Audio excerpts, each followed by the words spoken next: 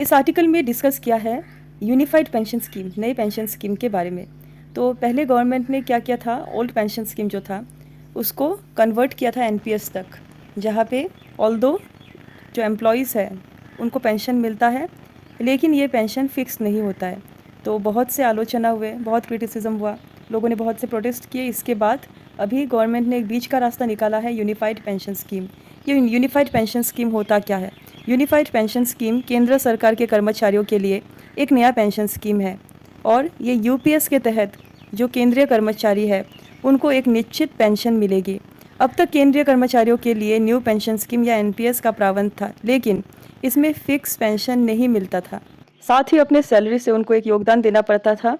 इसलिए एनपीएस का लंबे समय से विरोध हो रहा था और इसमें बदलाव की मांग भी उठ रही थी। एक वर्ग ने जनवरी 2004 में जो खत्म हो चुका है ओपीएस, उसको दोबारा वापस लाने की मांग की थी, जिसमें एक निश्चित पेंशन भी मिलता था। इसीलिए उन्होंने वो मांग किया था। लेकिन सरकार ने अभी एक बीच का विकल्प यानी यूपीएस का स्कीम इंट्रोड्यूस किया है, और सरकार ने यह भी बोला है कि जो एनपीएस वाले हैं वो भी यूपीएस स्कीम अवेल कर सकते हैं। लेकिन वंस एक बार उन्होंने यूपीएस स्कीम अगर अवेल कर लिया, वो फिर से एनपीएस तक नहीं जा सकते। ये फाइनल डिसीजन होगा।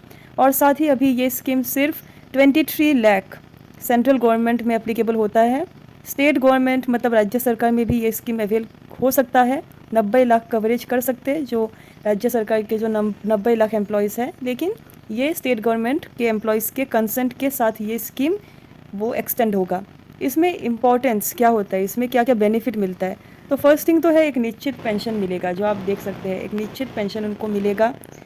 यूनिफाइड पेंशन स्कीम के तहत केंद्र सरकार के कर्मचारियों को एक तय पेंशन मिलेगा, और पहले के 12 महीने की बेसिक सैलरी का 50% पेंशन के तौर पे मिलेगा। तो उदाहरण के स्वरूप में हम ले सकते हैं कि जिसकी आखिरी सैलरी 60,000 है, उनको क्या मिलेगा?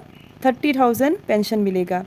हालांकि इसके लिए 25 साल की न्यूनतम सेवा ज़रूरी है। तो इसका भी एक क्रिटिसिज्म पुट फॉरवर्ड किया है। जो अपोजिशन पार्टी ने बोला है कि ये दलित, ट्राइबल और बैकवर्ड क्लासेस के लिए यू टर्न है। जो यू है वो यू टर्न है, इसलिए बोला है क्योंकि जो गवर्नमेंट जॉब है उनका ये जो रिजर्व क्लासेस होते हैं उनका एक कैटेगरी होता है, 40 ईयर्स तक वो बैठ सकते हैं एग्ज़ाम में, और यूपीएससी में ये लिमिट 37 है। तो अगर किसी इंसान को 37 ईयर में ये जॉब मिल रहा है, तो 60 ईयर्स में अगर वो रिटायर हो गए, और अगर कोई इंसान 40 ईयर में उनको जॉब मिल रहा है, तो अगर वो 60 ईयर में रिटायर हो गया तो ओनली 20 ईयर्स कंज्यूम हुआ। 25 ईयर्स तक सर्विस मैंडेटरी है अगर हम चाहते हैं कि यूपीएस स्कीम में हम पढ़े। तो इनको तो यूपीएस स्कीम मिलेगा नहीं, तो इनके लिए ये स्कीम कम्प्लीटली इलॉजिकल हो गया। तो इसीलिए इनको क्या बोला गया है कि ये स्कीम इनके लिए बेनिफिट नहीं है।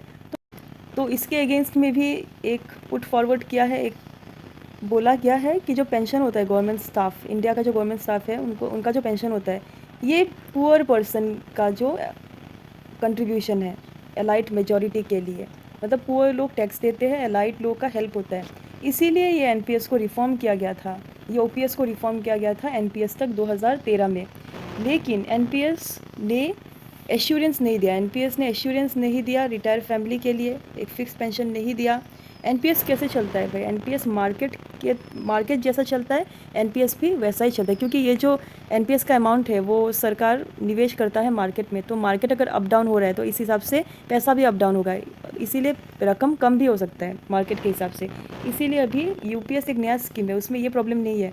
इसमें क्या होगा, यूपीएस हम बोल सकते हैं कि एनपीएस और मिनिमम गारंटी के साथ ये दोनों बेनिफिट आएगा। तो दूसरा जो बेनिफिट है यूपीएस का, यह है फैमिली पेंशन। फैमिली पेंशन मतलब निश्चित पारिवारिक पेंशन दिया जाएगा।